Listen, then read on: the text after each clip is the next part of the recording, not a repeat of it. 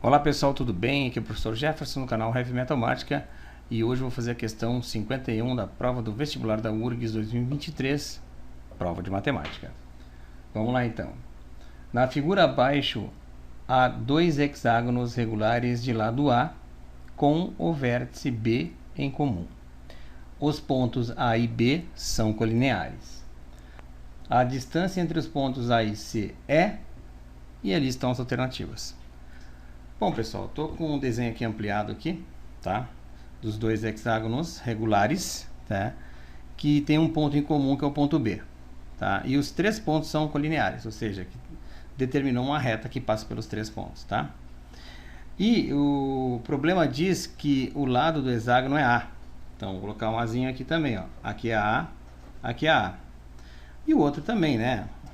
Todos aqui são de medida A. Então, esses dois hexágonos são congruentes, certo?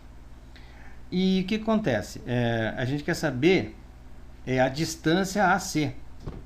Só que não tem nenhum número, né? Então, nessa hora que a gente usa os conhecimentos matemáticos que temos em relação ao que se está aqui na nossa frente, tá? A gente tem que analisar bem essa questão aqui. E também temos que ter já como base o conteúdo de trigonometria básica, né?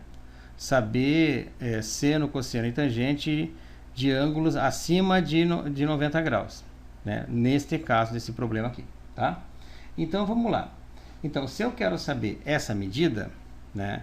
Se eu descobrir esta de A até B, eu também vou descobrir a de A até C, porque são de mesma medida, tá?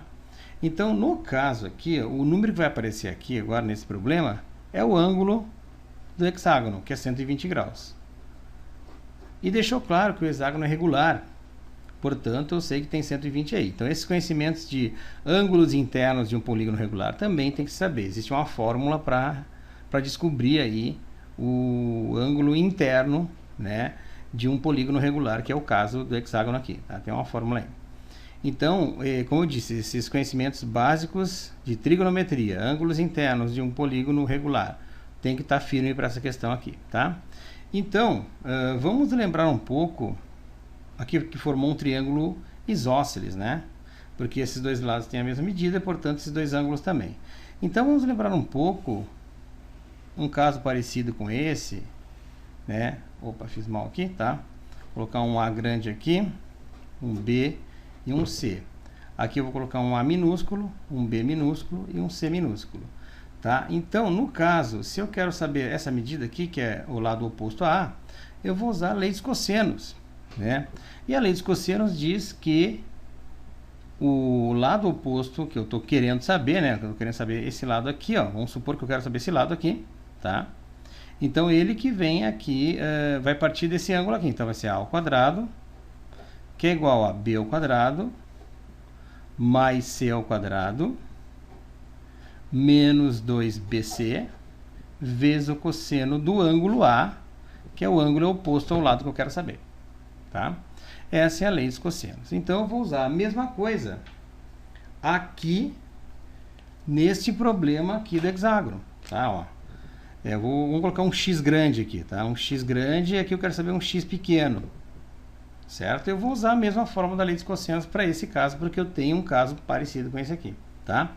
Então, se eu for me basear por aqui, né, pela fórmula mesmo, esse lado oposto, eu tenho o ângulo oposto 120 graus. Então, eu vou começar por ele, ó, x ao quadrado, que é igual, na fórmula genérica, b mais c ao quadrado, os outros lados, ou seja, esses dois a's aqui. A ao quadrado, mais a ao quadrado, menos 2bc, ou seja, 2a vezes a, né, porque são os lados aqui que são adjacentes, vamos dizer, né, ao 120 graus, vezes o cosseno, que seria do A grande, do x grande, ou seja, cosseno de 120 graus, certo? Então, vamos lá, ó, x ao quadrado, que é igual a 2a ao quadrado, menos 2a ao quadrado também, ó, porque é 2 vezes a, né? Que mais? Vezes cosseno de 120 graus, tá?